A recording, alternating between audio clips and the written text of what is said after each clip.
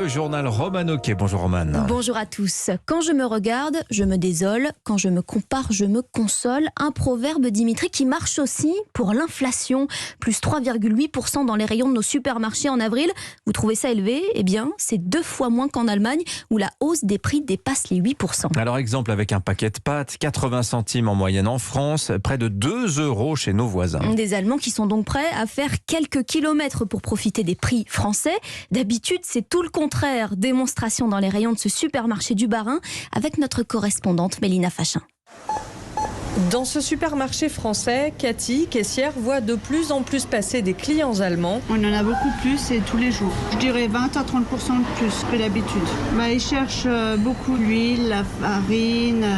En Allemagne, les prix des denrées alimentaires ont augmenté de 8,5% en un an. C'est plus du double qu'en France. Alors pour Harald, venir faire ses courses ici vaut clairement le coup.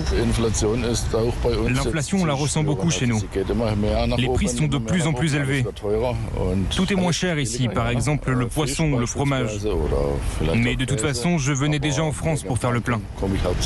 Puisque ce qui attire encore le plus les Allemands ici, et ça aussi c'est nouveau, c'est la station-service. C'est 30 centimes de moins par litre. Ça vaut le coup, je ne vis qu'à 10 km, donc je viens faire le plein ici une fois par semaine.